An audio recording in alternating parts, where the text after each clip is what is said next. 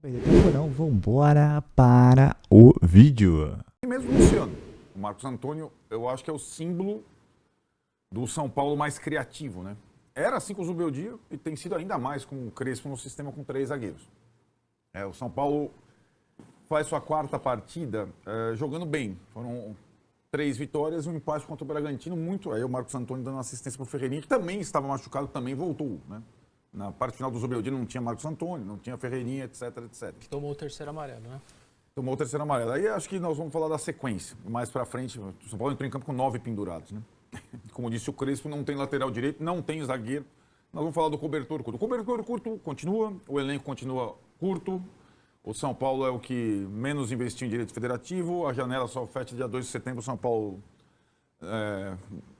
tenta contratar desesperadamente um lateral direito, enquanto o Santos contrata 2 numa semana. Mais ou menos isso não mudou com a troca de treinador. Eu acho que com a troca de treinador mudou o sistema de jogo.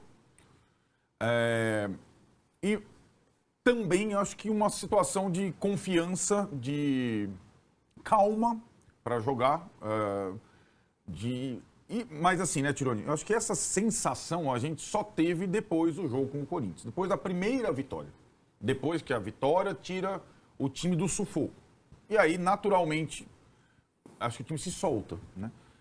Se você reparar, a campanha ainda, com os jogos cheios, com os pontos perdidos, com o aproveitamento, como disse o Marcelo, é uma campanha ruim. É uma campanha mais próxima de um real Z4 do que de um G4. O São Paulo está em 8º, mas fez 17 partidas. Mas é indiscutível que o time, além dos resultados, jogou bem nessas últimas partidas. E ontem foi, talvez, no Brasileiro, a melhor das partidas. A minha dúvida era se o São Paulo, falava aqui depois do jogo com o Corinthians, conseguiria se mobilizar de tal forma como se mobiliza em jogos contra o Corinthians. O Renato, por exemplo, falou da questão da preparação para os jogos, o dia de descanso, né? O São Paulo teve, em relação ao Fluminense, um dia menos de preparação. O São Paulo não treinou para o jogo contra o Fluminense.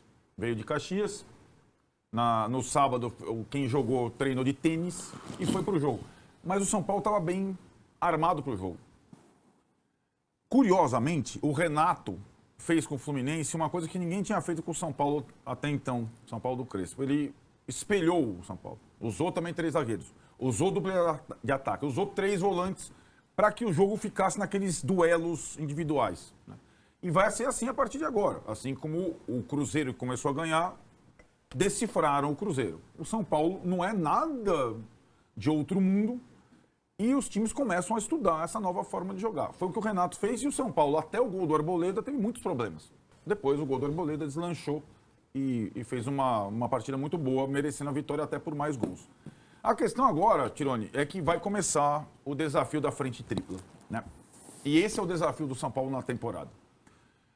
Porque o elenco do São Paulo ele não contempla possibilidades de jogar de mesma forma em 3 frentes. O que o Crespo sinalizou nessa mesma entrevista é que possivelmente, eu quero ver, estou pagando para ver, contra o Atlético Paranaense na Copa do Brasil, o São Paulo vai usar uma escalação mais alternativa. Veremos, né? Ele tem de cara um problema para o jogo, né? O Ferrarese foi expulso lá no Recife, então ele não pode jogar. O Ferrarese foi um dos principais jogadores e é um dos principais jogadores da linha de 3 zagueiros. Se o Crespo quiser utilizar uma linha de 3 zagueiros contra o Atlético Paranaense, ele vai ter que usar os outros 3 zagueiros do elenco. O Arboleda, que está jogando todas, o Alan Franco, que está saindo todo o jogo sentindo, e o Sabino. E no domingo ele tem o Internacional. A partir dessa definição, eu acho que vai ficar claro se o São Paulo vai encarar a Copa do Brasil da mesma forma que está encarando o Brasileiro. Eu imagino que ele vai arriscar na Copa do Brasil. Mas para isso ele precisa ter a anuência da diretoria. Então ele falou, não tem lateral direito no elenco. Ele não tem um outro zagueiro também no elenco. Ele não tem uma outra opção para o Marcos Antônio no elenco. Ele não tem alguns jogadores machucados. O não tem continua existindo. E esse não tem é o que vai ser o desafio do São Paulo quando entra a Copa do Brasil no meio do Brasileiro e da Libertadores. Daqui a pouco tem Medellín. E dos times em frente tripla, não são tantos agora. Tem gente que só tem o Brasileiro. O Vessone acabou de falar que tem gente que vai descontar jogo. O São Paulo é o que tem o elenco mais curto. Do time que tem todo jogo, toda semana 3 jogos, o São Paulo é aquele que tem o elenco mais curto. E esse que vai ser, eu acho que o fator limitante do São Paulo daqui para frente, e é onde você vai escolher colocar os melhores. Não dá para jogar com os mesmos em todas as partidas. Para nenhum. O Felipe Luiz fala sobre isso, o Abel fala sobre isso, o Ancelotinho fala sobre isso, né? E deles, quem tem... O Roger Machado, que tem um desafio parecido com o Crespo, porque o Inter também tem as suas limitações, né? É agora, neste mês, agosto para setembro, com a frente tripla, que o elenco, o planejamento para 2025 do São Paulo seria colocado à prova. Veremos como vai sair o Crespo e seus jogadores. De qualquer forma, eu acho que o Crespo consegue, em pouco tempo, mudar várias coisas no time, dar um novo padrão, palavra que as pessoas adoram, tático, com 3 zagueiros, 2 atacantes, e o time vem ganhando e jogando bem nesse período. Mas vamos lá, para tirar o São Paulo da enquete uma semana de bom futebol e bons resultados, certo? Uma semana, não é um mês, não é um semestre, é uma semana. Mas veio essa retomada numa semana importante, né? Quinta-feira o São Paulo recebe o Atlético Paranaense pelas oitavas de final da Copa do Brasil e no dia 12 já começa o mata-mata da Copa Libertadores. Aí é contra o Atlético Nacional na Colômbia. E o Crespo destacou isso ontem na coletiva. Acho que o mais importante ficou esse recado final, que a diferença do São Paulo é que se toma um gol, perde um pênalti, tem um gol anulado pelo VAR, o time não deixa de batalhar, não deixa de correr atrás do resultado, continuar buscando um melhor desempenho, um gol, enfim, é isso que a torcida vinha cobrando muito, principalmente na reta final do Zubeldia, né? Tava faltando isso. É assim que o São Paulo começa a semana, distante da crise. Agora existe uma regra de prioridades. Brasileirão é a prioridade número 1, Libertadores é a segunda prioridade e a Copa do Brasil é a última prioridade. Então o São Paulo deve poupar, deve rodar o seu elenco para a partida contra o Atlético Paranaense. Não temos nomes, ainda não dá para saber quais que seriam as opções, mas a ideia, o planejamento é não estourar os atletas para a partida contra o Atlético Paranaense. Então vai ser feita uma avaliação durante a semana, o jogo é só na quinta-feira, então vai ter segunda, terça, quarta para resolver toda essa questão e os jogadores que estiverem próximos do limite, e alguns deles já estão, ficarão de fora. E aí o Crespo vai dar uma rodada no elenco. E aí vamos ver se, por exemplo, São Paulo hoje tem 4 zagueiros que o técnico Crespo considera como confiáveis. Como o Alan Franco não vai jogar contra o Internacional, ele vai ficar de fora porque ele acabou tomando o 3º cartão amarelo, a tendência do Alan Franco jogar. Mas o Sabino está mais descansado, ele descansou agora contra o Fluminense, então a tendência do Sabino jogar. E aí fica, ou joga Arboleda ou joga Ferrarese, dificilmente jogará os dois. Aí você vai lá pra frente, houve o revezamento entre Enzo Dias e o Wendel, então a tendência do Enzo Dias, ou do Wendel acabar voltando.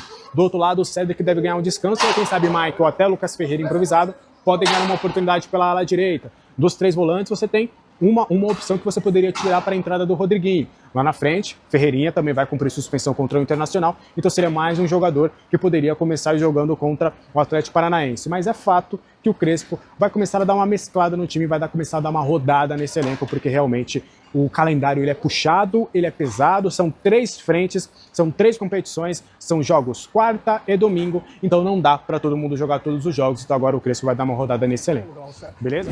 O Crespo está encontrando uma forma do São Paulo jogar. Sem a reserva técnica em campo, sem o Oscar, sem o Lucas Moura, o São Paulo consegue jogar um futebol consistente, muito bom coletivamente, um jogo de aproximação. É perceptível que o time treina e que os jogadores em campo executam aquilo que é trabalhado no dia a dia nos treinos. Está muito claro isso, né? São Paulo é um time associado, um time combinado. A fase técnica do Luciano é muito boa, apesar de ter perdido o pênalti, né? Telegrafou onde iria chutar. Fábio, experiente como fez a defesa. Apesar disso, ele tem jogado muito bem. Ferreirinha, ou como titular, ou entrando no decorrer dos jogos, muito bem também. Os homens de meio campo participando do time ativamente. Os laterais atuando no papel tático importante com e sem a bola. O São Paulo hoje é um time organizado e muito mais autoconfiante. Aquela discussão que havia tempos atrás sobre a necessidade de acumular pontos para não flertar com as zonas de abaixamento, me parece que isso já não pertence mais à natureza tricolor paulista. Senhoras e senhores, já está lá em oitavo. Vamos ouvi-los. Acho que a gente está entrando en campo sabiendo la camisa que representa, disputar cada duelo como si fuera el último, estar todo equipo compacto, a gente representa una idea de juego que el técnico pasa para nós y está dando certo, así que a gente quiere más, no se tiene que conformar porque a gente ganó tres victorias seguidas no Brasileirão, a gente ya está relacionado, ahora que más que nunca que jogo, a gente tem que seguir y soñar en grande que este club está para grandes cosas. Acho que quando muda o treinador, muda muita coisa, quem não estava jogando ver uma oportunidade de começar a jogar, foi o que aconteceu, teve muitas mudanças no time, não só tática, como de postura também.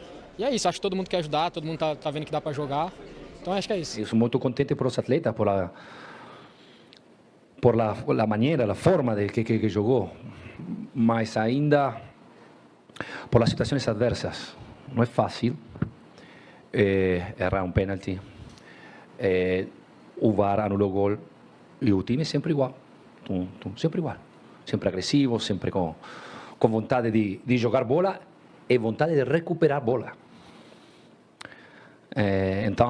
Então, o resultado acho que é uma consequência de tudo isso. Neste momento, ou temos que inventar uma posição, ou esperar que o Mike esteja bem. Então, acho que talvez o próximo jogo, se Mike está bem, pode jogar. Vamos ver, tem que ir dia a dia. Mas, sinceramente, você sabe, no elenco não tem laterais direitos. Há 2, 3 semanas atrás estava tudo maravilhoso. São os mesmos jogadores, mesma comissão técnica, mesma diretoria. Então agora tem que ter muita calma nessa hora aqui. Não adianta achar que está tudo errado. Não está tudo errado. E a gente precisa melhorar? Sim, sem dúvida alguma. A gente vai continuar trabalhando. E nunca esquecendo também que eu falei que está todo mundo teve férias, todo mundo teve uma pré-temporada, todo mundo recuperou seus jogadores, a maioria dos clubes. E o Fluminense não teve um dia de folga sequer, teve um dia na volta. Então, o desgaste é muito grande. E a cada 3 dias a gente tem que entrar em campo e precisa dar resposta. Todo mundo quer ganhar, não é só o Fluminense, o adversário também quer. Muito bem.